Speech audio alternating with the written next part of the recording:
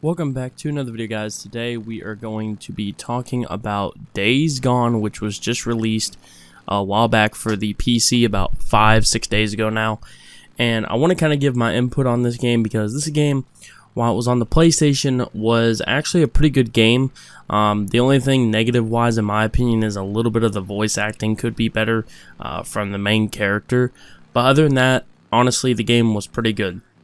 Now that doesn't mean there wasn't some stuff in the game that was not an issue, such as like sometimes the sound would cut out and different things like that. However, the biggest issue in the game has been fixed in the PC release of the game. What is that? Well, that is aiming with your weapons.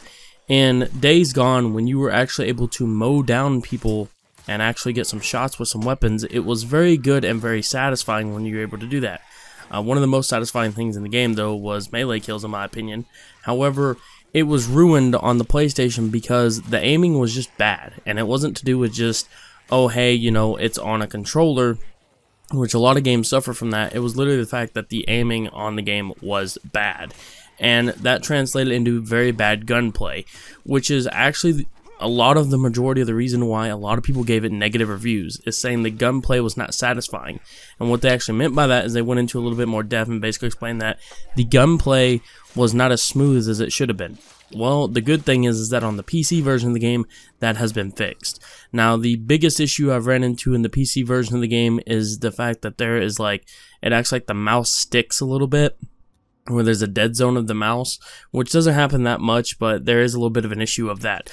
Other than that, the game runs flawlessly at 130 frames per second for me at 1440p. That is all high settings except for shadows, which is medium. Everything else is high though, and that is with a 2070 and an i9 9900K. So both those run it, and it looks absolutely phenomenal if you want to do that. Even if I scale it back to 1080p, it looks really, really good, and 1080p, it basically never drops frames ever for me. It runs perfectly flawless. So let's go over the negatives and the positives of the game. The negatives of the game is, for some people, the story is a tiny itty bitty bit weak in the beginning. This is a game where you have to essentially, for a lot of people, struggle in the beginning to get through it, to then get to the good parts of the game later on. And for a lot of people, that is true. For me, I like the beginning of the game and the middle of the game and everything to do with the game. However, for a lot of people, that is going to be a thing. It's kind of like Horizon Zero Dawn. For a lot of people, Horizon Zero Dawn, you had to force yourself through the beginning to get to the good part of it.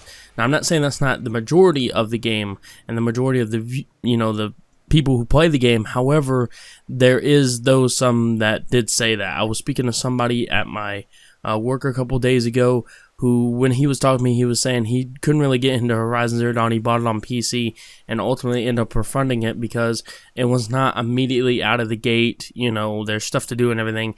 It was kind of like you slowly got to get through the first 2 hours of the game and then it kind of picks up. And for some people, they just want games where you immediately get into it's like action paced, you're doing everything you want to do, stuff like that. And this game is kind of a little bit of a quicker pace of getting to that.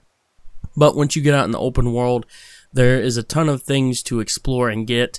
I do wish that the gas tanks for the actually refilling your bike was a little bit more random. You always know that when you get to like a checkpoint, there's going to be a gas tank there. You always know to look for a tow truck for a gas tank and different stuff like that. There should be more dispersed and in different locations. However, I will say that the negatives that were on the PlayStation version of the game have been absolutely ironed out. The game runs flawlessly, no issues, no problems. The shooting is absolutely satisfying now, and on top of that, the combat is very satisfying as well.